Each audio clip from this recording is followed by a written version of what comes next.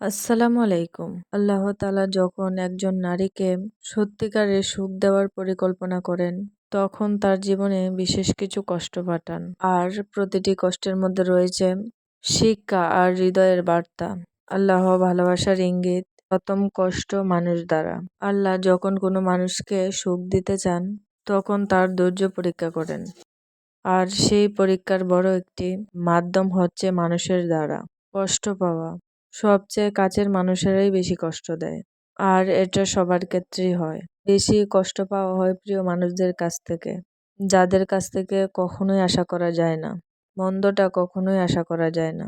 আল্লাহ তাআলা এমন করেন কারণ তিনি চান তুমি মানুষের উপর নির্ভর না, আল্লাহ তাআলার উপর নির্ভর।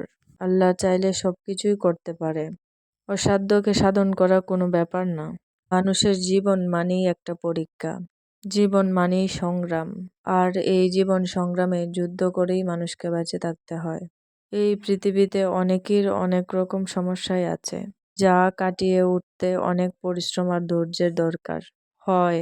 একটা মানুষের জীবনে ভাঙা গড়া দুটো উভয়ই থাকে। একটা মানুষকে বারবার ভাঙতে হয়, আবার গড়ে নিতে হয়। আর এটাই হচ্ছে জীবন খেলা। একটা মানুষের জীবনে প্রতিটি কষ্টের মধ্যেও সুখ লুকিয়ে থাকে। সুখের সন্ধানে মানুষ অনেক কিছুই করে। যে ন্যায় পথে থাকে তার অমূল্য উপহার সে পায়। একটা কথা সবসময় মনে রাখবা, মানুষের কষ্ট কখনোই চিরকাল থাকে না। কষ্টের পরেই সুখ আসে। টাকার ঋণ একসময় পরিশোধ করা যায়, কিন্তু দুঃসময়ে যারা কষ্ট দিতেছে তাদেরকে কখনোই ভোলা যাবে না। যারা দুঃসময়ে পাশে থাকে তাদের ঋণ কখনোই পরিশোধ করা যায় না। মানুষের জীবনটা বড়ই অদ্ভুত। নিজেকে ভালো রাখার দায়িত্ব আমাদের নিজেকেই নিতে হয়। আমাদের জীবনটা খারাপভাবে থাকলে কেউ ভালো রাখতে আসবে না। কথায় আছে, তেলের মাথায় মানুষ তেল দেয়।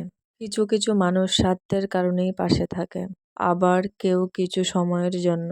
কিছু কিছু মানুষ স্বার্থ ফুরিয়ে গেলেই কেটে পড়ে, কারণ এটাই কিছু মানুষের স্বভাব। তাই যদি জীবনের প্রয়োজনে নিজেকে বদলে ফেলতে হয় তবে তাই করুন।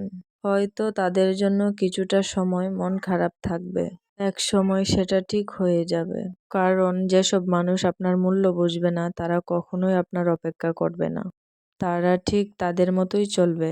তাই নিজেকে ভালোবাসতে পারলে আপনাকে গুরুত্ব দেওয়ার মতো মানুষের অভাব হবে না।